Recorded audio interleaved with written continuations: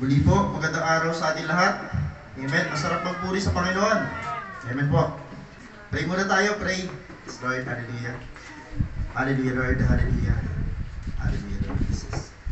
Panginoon Diyos, sa pagdako namin, Panginoon, sa isang malaking pong gawain, ito yung aming personal na pakikinig ng mensahe mo, Panginoon Diyos.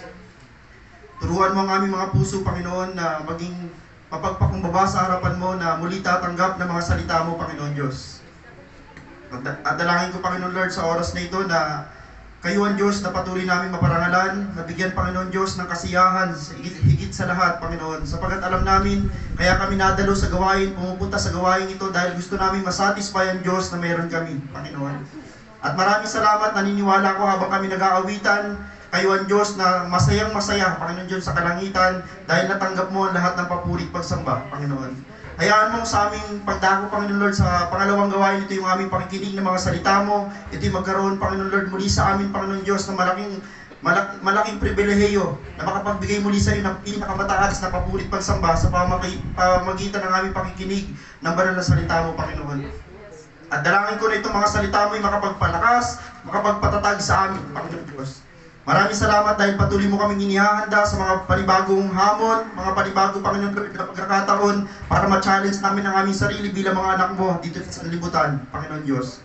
At maraming salamat dahil hindi namin sasayangin ang pagkakataong ito na mapakinggan ang mga salita mo at hayaan mo, Panginoon Diyos, na kami yung mga taong nakikinig at nagsasagawa ng mga salita mo, Panginoon Diyos. Purihin ka sa aming kalagitnaan, muli sa iyo ang pinakamataas na papuri at pagsamba sa umaga pong ito, sa matamis na pangalan ng Panginoong Hesus.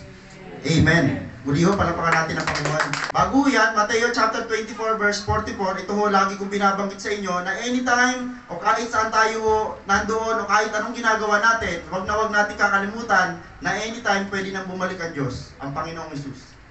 At once na inabutan tayo ng Panginoon na hindi handa, alam na ho natin ang mangyayari. Ayaw ho natin na maiwan sa panahon na darating ang Panginoon para isama niya yung mga taong tapat sa Kanya at mga naglilingkod sa Kanya.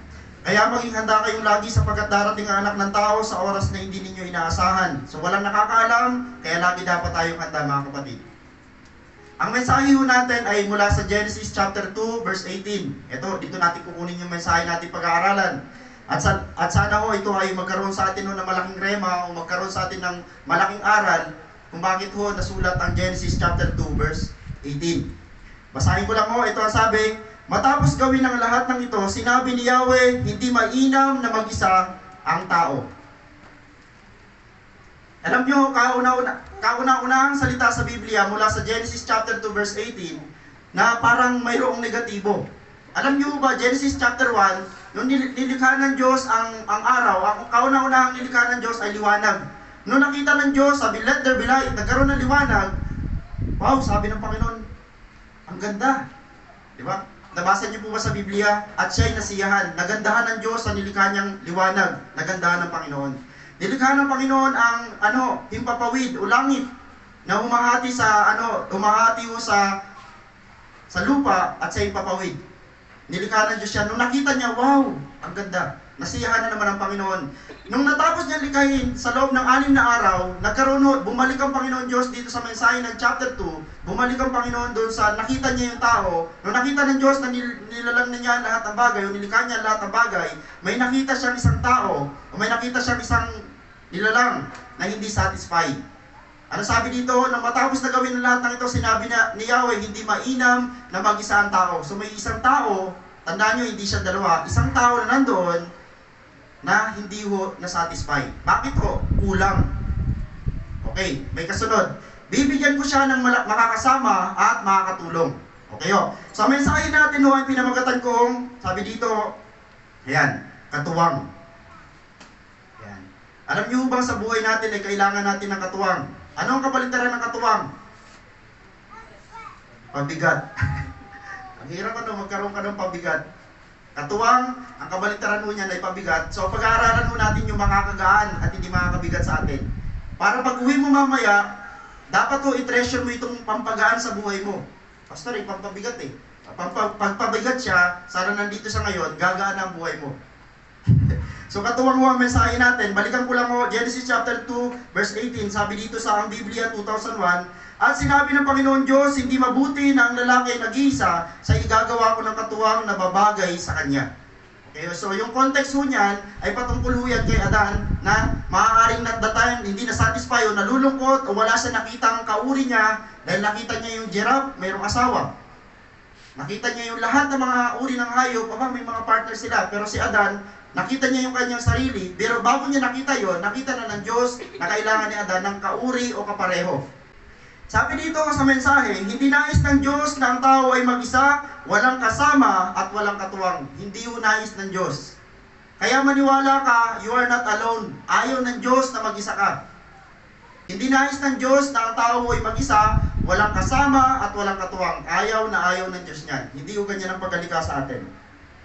So paalala ko sa atin, mga salitang hindi totoo. Kaya pag may nakikita ka nagpo-post ito yung mga salitang hindi totoo. Okay, sabihin natin una, wala tayong kailangan sa iba. Alam niyo mga kapatid, hindi totoo yan. Yung lumabas sa bibig natin, wala akong kailangan sa iba. Kapatid, mali yan. Papatunayan ng Biblia na mali yan. Papatunayan ng salita ng Diyos na mali ang sinasabi natin na wala tayong kailangan sa iba. Pangalawa, hindi natin kailangan ng isa't isa. Mali din ho itong salita na to. Hindi natin kailangan ng isa't isa. Kaya yung katabi mo, napakalaki ng role niyan sa buhay mo natin. Mayroon niyang pananagutan o mayroon niyang pagkalika, may purpose yan kung bakit nakatabi mo siya, nakilala mo siya, naging kaibigan mo siya, naging pamilya mo siya, dahil mayroon niyang purpose sa buhay mo, kapatid. Amen po ba? Amen. Di yan sarap sa pakiramdam kung marami tayong magkakapatid na nakilala, hindi lang basta nakilala, nakasama natin sa isang gawain, naging kapatid pa natin sa Panginoon. Wow! Dapat hindi ka na mabigatan, ano?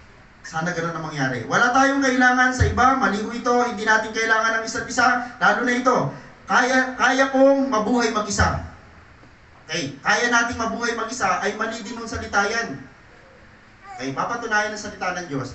Kung sinasabi mo ang lahat ng yan, yung una, pangalawa, pangatlo, nagkakamali ka, kapatid. Pag sinabi mong wala akong kailangan sa iba, hindi ko kailangan ng ang isa't isa, kaya kong mabuhay mag-isa, ulitin ko lang, nagkakamali ka. Dahil hindi ganun ang pagkalika sa atin. Ang pagkalika sa atin, hindi ho tayo dapat makasarili. Bagkus kailangan natin yung sarili natin ho, maging katuwang ng iba. Tingnan natin kung ano ang ibig sabihin ng katuwang. Ang katuwang ho, ang salitang katuwang ho ay katumbas ng kasama. Okay, next. Kasama, katulad, kakampi. Yan. Kapag may katuwang ka at kakampi mo, panalo, hindi yung pabigat. Pero kung may katuwang ka o kasama, katulad, pero pabigat, hindi siya katuwang. Kakampi, katrabaho. Hindi lahat ng katrabaho ang katuwang. May katrabaho na pabigat. Pero, inilintulad lang natin yung salitang katuwang sa katrabaho, kaagapay, kaisa o kaayon. Napakaganda mo niyan. Yung sa huli, kaisa kaayon, talagang halos isa na kayo ng purpose, isa na kayo ng vision, isa na kayo ng mission. Yan ang pinakamasarap kasama, yung kaisa kaayon. At ang katuwang mo, ang pinakamalapit ho niyang kahulugan ay katulong. Yan. Di ba ang hirap sa ating mga Tagalog, yung mga talagang purong Tagalog, pag sinabi mong, ay, nilikha ka ng Diyos para maging katulong ko, magagalit siya. Kasi ang natanim sa isip natin, yung salitang katulong ay alipin. Kaya siguro yung ibang mga may asawa, sabi ng Diyos, ginawa ka ng Diyos katulong ko. Ayun, siya na lahat. Pero katulong, pero hindi pinagsisweldo. Ayusin natin, Balik tayo sa Biblia, kung ano yung salitang katulong. Okay, Sabi dito, bakit kailangan natin ng katuwang? So ito, tatrabahuin natin ngayon, para pag-uwi natin ngayon, may nakuha tayong mensahe ng Diyos, na kaya ka pala may asawa, kaya ka pala may katuwang, ay dahil may 4 o 5 dahilan. Okay, bakit kailangan natin ng katuwang? Unang dahilan, mga kapatid, sapagkat hindi mabuti ang mag-isa. Nakita ng Diyos, Genesis chapter 2, balikan natin chapter 2 verse 18, ganito ang sabi, balikan lang natin. At sinabi ng Panginoon Diyos, hindi mabuti na ang lalaki nag-iisa, sa igagawa ko ng katuwang na babagay sa kanya. So nakita ng Diyos, talagang hindi mabuting nag-iisa ang tao. Alam niyo si Adan at that time, di una nilalang ng Diyos, pagkalikha ng Diyos kay Adan, nakita ng Diyos malungkot yung tao. So bago nagkaroon ng chapter verse 19 to 20, nakita ng Diyos, lumalang siya ng mga hayop. Lumalang ang Diyos sa harapan ni Adan ng mga hayop. Sabi ng Diyos kay Adan, Adan, pangalanan mo. Kahit ano ipangalan mo dyan, i-honor ko. Ganon katindi yung Diyos. Okay, nung nakita ni Adan lahat ng mga hayop, pinangalanan niya si Adan noon ang pangalan sa mga hayop. Pinangalanan din ni Adan yung mga ibon kasi nilikha ng Diyos yung mga hayop sa kaparangan. Nilikha din ng Diyos ang mga hayop sa ipapawid. Si Adan ang nagpangalan. Nung matapos niyang pangalanan, nakita ng Diyos wala siyang kauri. Kaya sinabi ng Diyos, hindi maganda na nag-iisa ang tao. Unang dahilan kaya kailangan natin ng katuwang sapagkat hindi mabuti ang mag-isa. Ano ibig sabihin doon? Ang katuwang ay para sa ating ikabubuti. Lumikha ang Diyos ng kagaya nating tao para ho mapabuti tayo. Ulitin ko lang ha, kung meron kang katuwang sa buhay, kailangan ho makikita ang bunga niyan ay nakabubuti sa iyo, kapatid. Kung hindi nakabubuti sa iyo yung katuwang mo, paalalahan mo sa Kanya, hindi ganoon ang pagkalikha ng Diyos sa iyo. Tama po ba? So ang katuwang mo ay para sa ating ikabubuti, para sa ating ikasasaya, para sa ikagaganda at ikagagaan ng buhay. So tama ho ang ating definition na ang katuwang ho, ang kabaliktaran ng katuwang ay pabigat. Kaya kung naka-encounter ka at sinasabi mong itong asawa ko, katuwang ko talaga siya, pero pabigat siya, kailangan mo maayos yung mindset ng asawa mo dahil hindi siya nakatama ho sa purpose ng Diyos. Dahil ang asawa mo, sa totoo lang, kaya pala magaan ang buhay kapag may asawa, kung maayos ho ang pagkakilala mo sa sarili mo bilang katuwang o katulong ng isa't isa. Ang ganda ho ng samahan. Para sa ikagaganda at ikaayos ng ating buhay. At ang pinakahuli ho, at ito ho ang pinakamatindi ho ang dahilan, ay para ho mabuo tayo. Sabi dito, sapagkat hindi mabuti ang mag-isa, ginawa ng Diyos ang katuwang para sa sabi dito, ikabubuo natin. Tandaan nyo, ang isang taong wala pang katuwang sa buhay, yung lalaki ho na wala pang asawa, hindi pa siya buo. Maniwala ko kayo, hindi pa siya buo. Kasi nilikha ng Diyos ang lalaki para sa babae, hindi ho para babae sa babae o lalaki sa lalaki, hindi siya mabubuo kahit kailan. Dahil ang bumuo lang sa lalaki ay babae. Nung nakita ni Adan, alam niyo, grabe yung expression ni Adan. Basahin niyo ang Genesis chapter 2, verse 19 to 20. Basahin niyo yung expression ni Adan. Napanganga siya, napahanga siya. Sabi, wow, ito yung galing sa akin. Laman ng aking laman, buto ng aking buto. Kaya ang tawag ni Adan sa kanyang asawa ay babae. Si Adan ho nagsabi na babae ho. Si Eva. Hindi siya nagkamali na binanggit ng babae. Sabi niya, kaya tinawag niya Adan na babae. Okay, wala nabanggit na ibang kasarian na babae yan, sabi ni Adan. Pero sa masamang panahon natin ngayon, bakit ho yung mga babae nasasatisfy na sa kapwa nila babae? Bakit yung mga lalaki nasasatisfy na sila sa kapwa nila lalaki? At ang mahirap po nito, nasasatisfy sila sa rice cooker. Habang pinag-aaralan ko to, Panginoon, napakasama na nga yung lalaki sa lalaki, babae sa babae. May kambing pa. Lalaki sa kambing. Hindi natin natanong kung yung kambing ay lalaki rin. Talagang sobra ng sira yung isip. Pasensya na ho, nasira na ho talaga ang isip. Kaya ho, nire-restore tayo ng Diyos sa pamamagitan ng aral ng salita ng Diyos at ang salita ng Diyos lang ang tanging paraan para makalaya yung mga taong bulag sa katotohanan. Tandaan nyo, ang katotohanan ang magpapalaya sa tao. Kapatid, lumikha ang Diyos ng katuwang para sa ikabubuo mo. Kaya yung mga binata ho na naghahanap pa ng isang araw bubuo sa kanya, mag-aral ka muna ng mabuti. Okay? Maganda bang payo yun? Mag-aral ka muna ng mabuti, magtrabaho ka, unahin mo muna yung pamilya mo, magulang, paranas muna sa magulang mo yung pawis mo. Kung anong lasa. Pastor, ang sarap pala ng pawis ko. Napangiti ko yung tatay ko, nanay ko. Ang totoo, ganun dapat ang mga anak. Kasi grabe yung sakripisyo ng mga magulang natin. Sana mapatikim natin sa mga magulang natin yung unang ani para sa kanila. Amen o? So bago mag-decide, Lord, hahanapin ko na yung kabiak o makabubuo sa buhay ko. Yan yung asawa. Okay, yan pa rin yung context ng Genesis. Okay ho, so kailangan mo natin ng katuwang. Pangalawang dahilan kung bakit kailangan natin ng katuwang, mga kapatid, upang tayo'y maging mas mabunga. Okay, punta na tayo, hindi na to Genesis. Punta tayo sa mga ngaral. Mga ngaral, chapter 4, verse 9, ganito mababasa natin. Ang dalawa ay mabuti kaysa isa, mas marami ang bunga ng anumang gawin nila. So kailangan natin ng katuwang para mas maging productive tayo, mas maging fruitful tayo, dahil ito mismo yung sabi ng Biblia. 2 is better than 1. Tama po ba? Pastor, kahit ako lang mag-isa, dami kong magagawa. Kasi pag dalawa kami, kwentuhan lang kami ng kwentuhan. Hindi ho ganon. Iniiba natin. Magkaiba ho, magkataliwas ho ang ating isipan kapag sinabi natin, Pastor, pag ako lang mag-isa, dami kong nagagawa. Pag dalawa kami, kaunti lang nagagawa namin. Kasi nga, kwentuhan kayo ng kwentuhan. Pero sa realidad, yung dalawa ho ay mas marami nagagawa kaysa isa. Papatunayan mamaya sa atin na Biblia. Upang tayo ay maging mas mabunga. Ano ibig sabihin yan? Sabi dito, mas marami ang magagawa ng dalawa kaysa isa. Pangalawa, mas maraming matatapos ng dalawa kaysa isa. At ang pinaka-ano nito, balik tayo sa Genesis, kaya ho nilikha ng Diyos ang katuwang para ho magparami. Okay, balikan mo natin dito. Pangalawang dahilan kung bakit kailangan natin ng katuwang upang lalo tayong maging mas mabunga. Kaya ho nilikha ng Diyos si Eva para kay Adan, para sila ay mamunga. At ang sabi ng Panginoon, punuin ninyo ang daigdig, humayo kayo at magpakarami. At praise God, isa tayo sa mga naging kaapu-apuhan ni Eva at Adan. Ganun katindi ho ang power o yung lakas ho ng tao may kasama o may katuwang sa buhay. Pangatlo na po ito. Bakit kailangan natin ng katuwang? Sapagat darating ang panahon na mangangailangan tayo ng tulong. Eto na ho. Kaya maling-mali kanina yung mga nagsasabi ho, kaya ko mag-isa, hindi ko kailangan ng tulong ng iba, hindi ko kailangan ng tulong ng isa't isa. Sa totoo lang ho, dito tayo ho babalik. At ipaalala sa atin ng Panginoon sa panahon na dumating sa atin ang pagkakataong ito, ipapaunawa sa atin ng Panginoon, anak, kasi hindi ganyan ang pagkalikha mo. Hindi ka nilikha para lang sa sarili mo, hindi ka nilikha para mag-isa. Nilikha ka para magkaroon ng katuwang at makatuwang ng iba. Amen po ba? Sapagkat darating ang panahon na mangangailangan tayo ng tulong. Balikan natin ang mga aral, chapter 4, verse 10. Kapag nabuwal ang isa, may tatayo siya ng kanyang kasama. Darating ang panahon na magbubuwal tayo. Sa ayaw at sa gusto natin, darating ang panahon na talagang grabe. Kawawa ang nag-iisa pagkat walang tutulong sa kanya kapag siya ay nabuwal. 11. Kung malamig ang panahon, maaari silang magtabi sa higaan upang parehong mainitan. Ngunit saan siya kukuha ng init kung nag-iisa? Dito pinapaliwanag sa atin ng Panginoon na napakahalaga na may katuwang dahil darating ang panahon ng pangangailangan.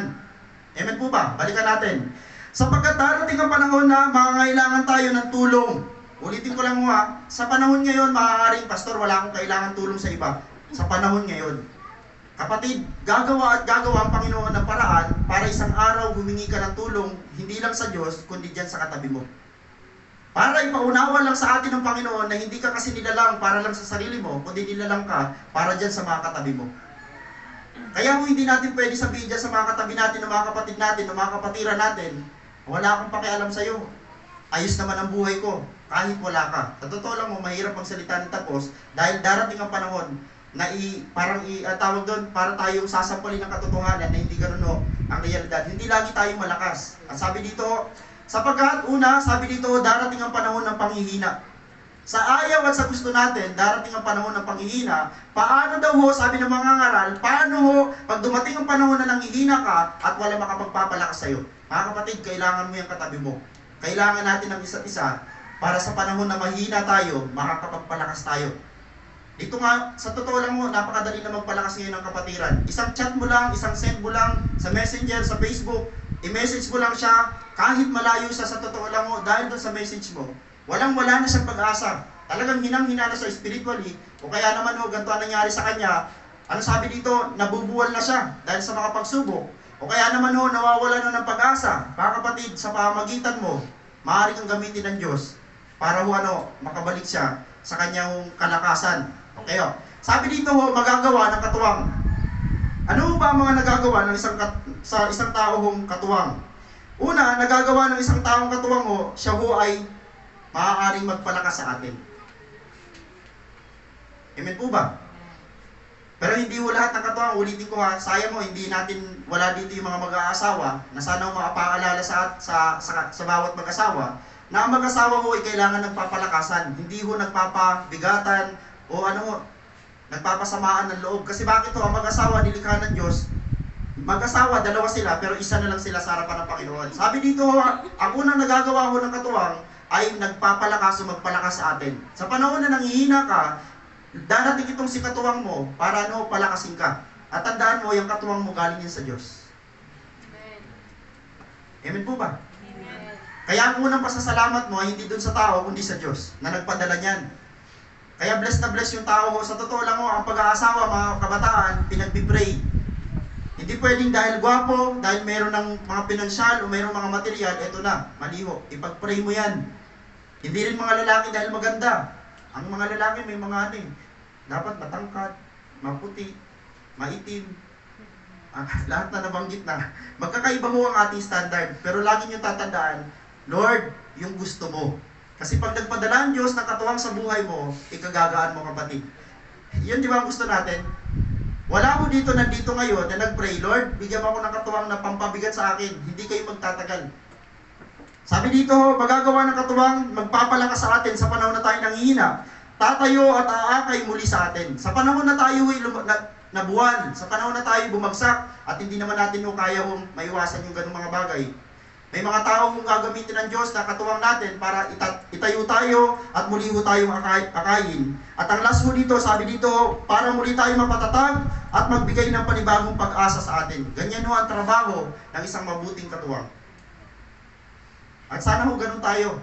Doon sa mga may asawa, sana sa panahon, mga babae, ito ho magandang payo. Ang lalaki ho, laging pagod yan. Lalo kung ang lalaki nagtatrabaho. Wala yung gustong marinig sa asawa, kundi positibo. Yan. Positibo ho ang gusto lagi marinig ng lalaking nagtatrabaho dahil una, stress yan. Maaaring pagod, marami siyang iniisip, lalo kung siya talaga ang nagtatrabaho. Pero ngayon sa panahon natin, dalawa na nagtatrabaho. Paano kung pareho na nagtatrabaho, pareho magpalakasan? Tama po ba? Baka yung nagtrabaho yung lalaki, pagod na pagod, pag uwi ng bahay, galit pa yung babae. Katuwang o kano? Pabigat, Sabi dito, magpapatatag at magbibigay ng panibagong pag-asa sa atin. So, pinabalik lang dito sa atin ng Panginoon, yung orihinal natin ng pagkalikha, sabi ng Panginoon, ganito dapat ang ating gagawin, o ganito dapat ang ginagawa ng isang taong katuwang sa buhay. Paalala, sabi dito, hindi tayo laging malakas. Malinaw po ba ito sa atin? Yung paalala na ito ay ibabalik sa atin at ang tao mo ay may limitasyon. Ang tao ay may limitasyon. At ang sabi dito, hindi tayo lagi malakas, hindi tayo lagi matatag. Isa pa ho, sabi dito, hindi natin kaya o alam ang lahat, kaya kailangan natin ng katuwang. May mga panahon sa buhay natin na maaaring dahil magaling tayo sa ganitong bagay, naiisip natin, ay kahit wala akong katuwang, wala akong kasama, pwede na akong mag-isa. Pero darating nga ho ang panahon na i-challenge ka ng Panginoon sa isang bagay na hindi mo alam o hindi mo naranasan para magtawag ka ng saklolo ng iba. Kasi ang pagkalikha ho sa atin, kailangan natin ng katuwang. Kaya ho, iba-iba ang ating pagkatawag o iba-iba yung ating molde. Hindi pala tayo pare-pareho. Kaya tanggapin ho natin yung mga katabi natin dahil magkakaiba ho tayo ng talento, magkakaiba ho tayo ng kahinaan, magkakaiba tayo ng kalakasan. Kaya pala tayo tinawag ho magkakasama. Kasi bakit ho? Para magpalakasan sa isa't isa. Mahirap yung ikaw yung mataas o ikaw yung magaling, at sinasabi mo lagi doon sa mahihina, lagi natin siyang parang nina-knockdown, minamaliit, darating ang panahon, siya naman mo yung itataas ng Diyos at ikaw naman yung parang maliit. Kasi hindi sa lahat ng oras, yung posisyon mo, yung gamay mo, ang mangyayari. Tandaan natin iba-iba ho ang panahon na dumarating sa ating buhay. Hindi tayo laging malakas, hindi tayo laging matatag, hindi natin kaya o alam ang lahat, kaya kailangan mo natin ng katuwang. Next. Kaya kailangan natin ng katuwang na tutulong sa atin upang magbangon sa atin, magpaalala at tutulong upang muli tayo makapagpatuloy sa buhay. Napakainam kung nasumpungan mo yung asawa na talaga mong para sa'yo. Mga kabataan na, ulitin ko, pray. Pinagpipray ho ang katuwang sa buhay. Kasi ang katuwang sa buhay ng pag-aasawa habang buhay mong kasama. Hindi pagkaibigan lang, pagkaibigan pwede yung palitan agad. Pero pag-asawa, hindi pwede, dadaan ka ng divorce, ang dami ng mga pinagdaraan ng papeles. At hindi mo natin nanaisin yan dahil tayo mga Kristiyano, hindi tayo pumapayag sa ganyan. Kaya ulitin ko lang kailangan natin ng katuwang. Huli na bakit kailangan natin ng katuwang? Dito tayo magtatapos. Sabi dito, upang lalo tayong magtagumpay at lalong, sabi dito, tumibay sa hamon ng buhay. Lalo ngayong pandemya, maraming salamat doon sa mga kapatiran natin na nagpalakas ng ating mga loob sa panahon na tayo talagang lubok na. Ano ang unang nawala sa atin nung nagka-pandemya? Nawalan tayo halos ng maaaring financially, lumiit ang ating financial, materially nagkulang tayo, pero purihin ng Panginoon may mga kapatiran na nagpupuno sa ating mga kakulangan. At ulitin ko lang sa inyo, galing sa Diyos yan. Salamat dun sa Pastor's Day na ginawa ninyo. Maraming salamat. Talagang ang laki ng tulong ng bigas. Maraming salamat doon sa mga nag-organize noon. Talagang hindi namin naramdaman o hindi namin na-discern ng asawa ko. Kasi ako, honestly, ayaw ko ng Pastor's Day. Kasi ang gusto ko sana lahat ng mga dito sa atin, mabigyan, hayaan nyo sa December makabawi naman kami. Sana i-allow na yung ating Christmas party na makabawi naman kami. Yung mga nag-ano doon, bawian ko kayo. Manda kayo. Upang lalo tayong magtagumpay at lalong tumibay sa hamon ng buhay. Alam nyo, sabi ng asawa ko, simple daw na celebration yun, narinig nyo naman. Sa akin doon, sobra-sobra. At dahil doon, 1 taon na naman, dahil sa Pastor's Day, 1 taon na naman. Tapos pag aalis na yung pastor at gusto na sumuko, Pastor's Day na naman, 1 taon na naman. Kaya lagi yung pastor nagpapatuloy. Ibig sabihin, kailangan ng pastor na kagaya ninyo. Nagpapalakas na loob. Tama po ba? Pero kung ang mga nandito, pastor, tigilan mo na yan. Bukas makalawa, alas sa baluta na. Pero maraming salamat dahil may tumatapik sa balikat namin mag-asawa at nagsasabi, Pastor, kaya niya yan. Pastor, may bigas pa. Hindi ko makalimutan yung bigas na bigat eh. Yung gusto humingi, bili na lang kayo. Mga ngaral, chapter 4, verse 12. Okay, kung nag-iisa ay maaaring magtagumpay laban sa isa. Ayan. Pastor, may kalaban ako eh. Kung ikaw mag-isa, sabi dito, kung ang nag-iisa ay maaaring magtagumpay laban sa isa. Ano pa yun ha? Hindi pa klaro. Hindi pa klaro kung talaga magtatagumpay yung nag-iisa na may kaaway. Pero sabi ng kasunod, lalo na ang dalawa. Kung ang isa ay may tendency hong magtagumpay, lalo na ang dalawa, ang lubid na may 3 pilipit ay di agad malalagot. Mga kapatid, napakasarap kung may katuwang ka sa buhay dahil may tendency bumagsak ka, pero kailangan mo o may tatapik kung may aagapay sa'yo para makabangon ka. Ganun katindi yung katuwang na ating pinag-aaralan. Sabi dito, upang lalo tayo magtagumpay at lalo tayong tumibay sa hamon ng buhay, tandaan ninyo, mayroon tayong kalaban. Yung kalaban natin ay hindi nakikita. Ito yung mga masasamang espiritu, ito yung mga tauhan ni Satanas na tinatawag nating demonyo. At yan ay hindi natin nakikita, kaya kailangan natin ng katuwang. Mga kapatid, yung katabi mo, payagan mo siya na i-review ka.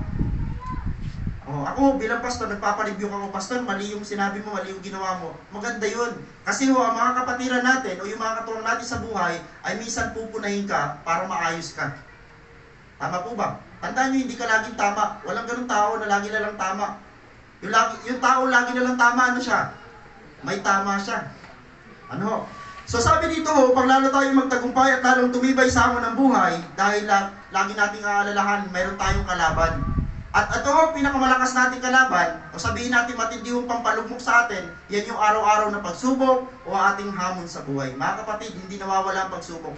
Kahit anong prayer mo, Panginoon, tanggalin mo itong pagsubok sa aking buhay, hindi yan tatanggalin ng Diyos, dahil gusto ng Panginoon patatagin ka, gusto ng Panginoon ipaunawa sa iyo na kailangan mo ng katuwang na magpapalakas din sa iyo.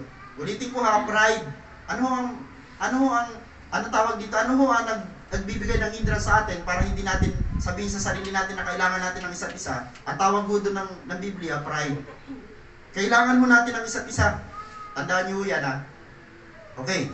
So sabi dito, muling paalala sa atin, wala dapat Kristiyanong nabubuhay at namamatay para sa kanyang sarili lamang. Ito paalala sa Roma, na wala dapat Kristiyano nabubuhay para sa sarili lamang niya.